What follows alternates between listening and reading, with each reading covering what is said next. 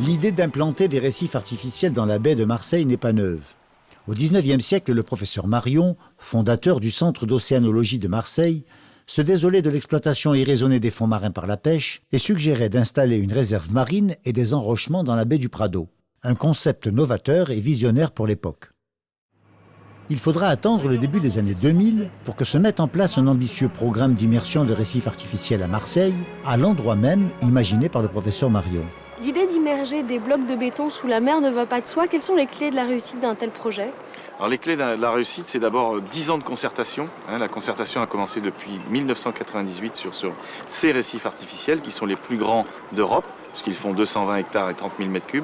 Concertation avec les pêcheurs, concertation avec les usagers de la mer, concertation avec les autorités maritimes et bien entendu avec l'ensemble des financeurs. Et en même temps, c'est savoir fabriquer des véritables prototypes d'habitat pour les poissons. Donc il y a effectivement du béton, mais aussi de l'argile avec des pots à poulpe. Il y a aussi des sacs à huîtres qui font des formidables habitats. Et puis diverses filets qui font aussi de l'habitat. Donc il n'y a pas que du béton, il y a aussi d'autres moyens qui font que le poisson revient dans notre rade aujourd'hui depuis 2 ans, à la stupéfaction, je dirais, heureuse des scientifiques qui pensaient que ça n'irait pas aussi vite. Comment est-ce que ces récifs ont été conçus ? On a étudié tous les travaux qui étaient à notre disposition sur d'autres récifs immergés en France, sur les côtes de France. On s'est inspiré de travaux faits à l'étranger. On a aussi copié la nature en reproduisant des amas rocheux.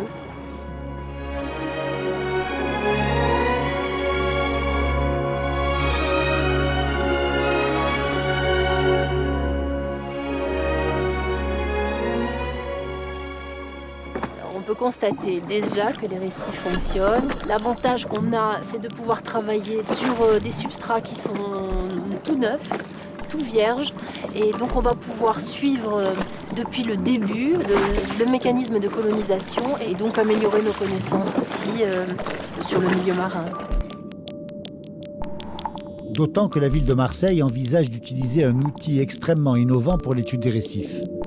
Des caméras haute définition, autonomes et programmables, pouvant filmer la vie du récif durant plus d'une semaine. L'œil de la mer était présent lors des premiers tests réalisés à l'automne 2009.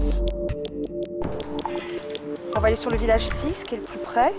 Donc il y a 3 paniers aciers sur ce village-là, qui ont à peu près tous été posés au mois d'octobre-novembre 2017. On a fait une méthodologie qui permet de donner des indicateurs dans les aires marines protégées.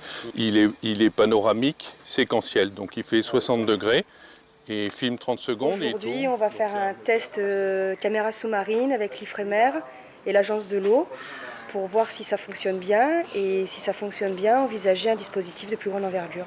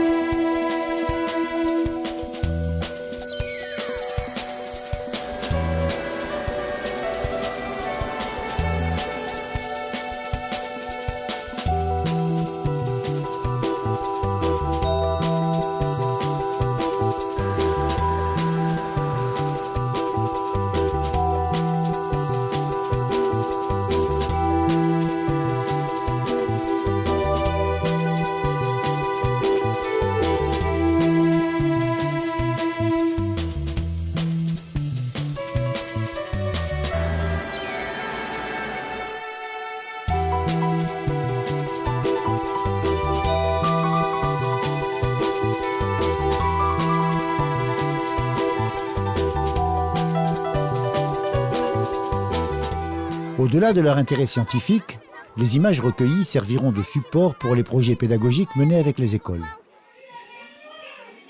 Tous les projets qu'on a mis en place autour de ce récif, On nous ont demandé de faire des recherches en maths, en sciences, ils sont allés utiliser l'Internet, donc plein d'activités support dans lesquelles ils se sont investis à fond.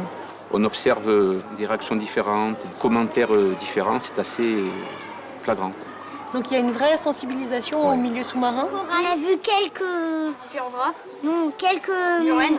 Non. Les kongs. Arrête. Aujourd'hui, grâce à des actions de préservation et de gestion du milieu marin, comme la mise en place de ces récifs artificiels, une nouvelle ère commence. La mer peut enfin retrouver une partie de sa richesse d'antan et la place qu'elle mérite dans le cœur des hommes.